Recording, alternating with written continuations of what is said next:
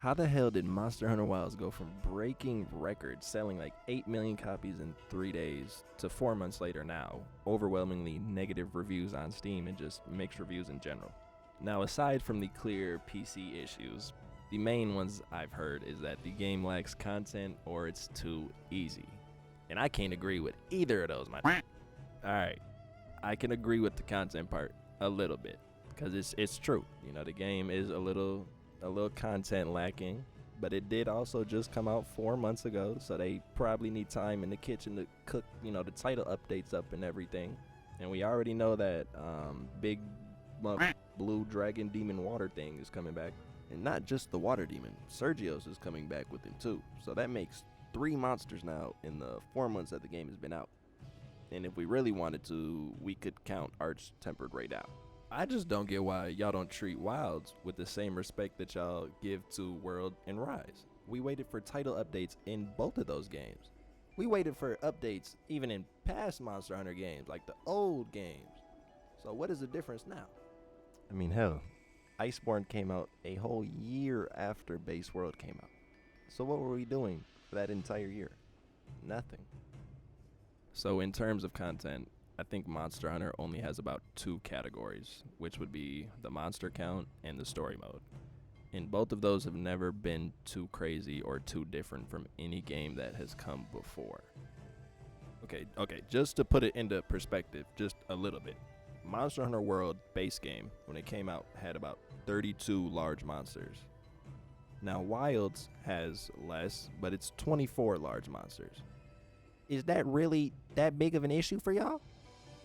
Genuinely, the only difference I can even think of is Zora Magdaros and Arkveld, and how we no longer have to sniff the ground and track these big motherfuckers out. And honestly, they did us a favor, because that fight was all over the place, so farming for Zora Magdaros was not fun. So in terms of a Monster Hunter story, Wilds didn't do bad at all, except with Nata being retarded, but that's besides the point. But once that story's over, we've already seen the majority of the dragons in the game. They might show us 1, 2, 3 more in high rank, but we've seen the majority. So that story and monster count out of the way. So what does every single Monster Hunter game come down to and become once you beat the story and kill every dragon? Fashion, nigga! No, but seriously, every Monster Hunter game just comes down to fashion sets and build making. It's a fandom game.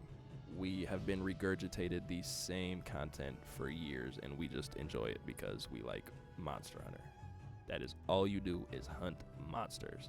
They've given us bowling in Wilds, but who the hell do you see bowling in that Grand Hub? I mean, it's fun once in a while, but you came to hunt monsters. We're okay with repeatedly hunting and just pointless grinding. Now, I know World had their raids too, the Behemoth from Final Fantasy, Call of Terrath and their gold raid, the Lichen from Witcher, which I'm sure niggas only beat once and then never touched again because that's impossible.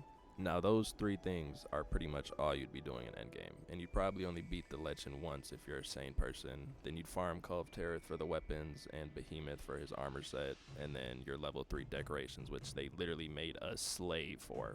And yes, I mean literally slave. Like, for perspective, I put over 1,200 hours into Monster Hunter World and never got an Attack 3 decoration.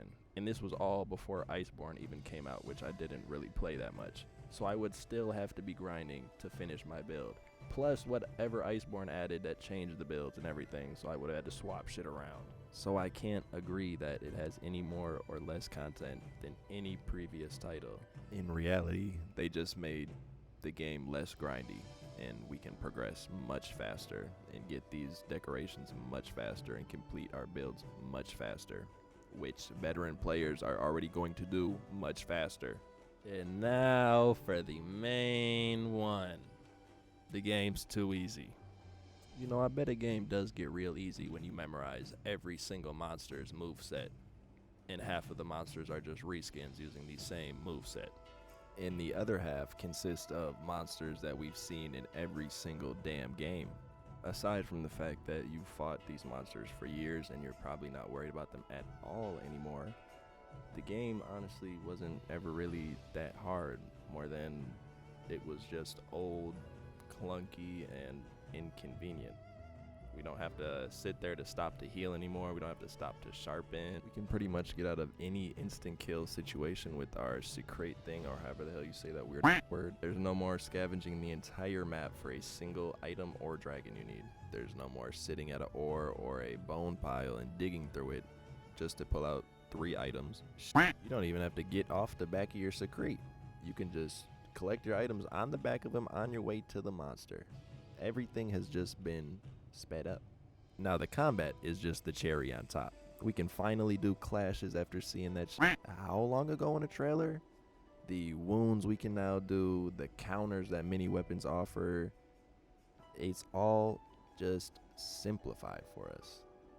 If we had this back in the old generation Monster Hunter, it wouldn't seem that hard either. So again, no, the game definitely is not any harder or easier, rather than just simplified, convenient, flexible, smoother, and only 4 months old still. So give these people some time, go touch grass, go enjoy the other games in your library, and chill out. You don't only gotta play Monster Hunter.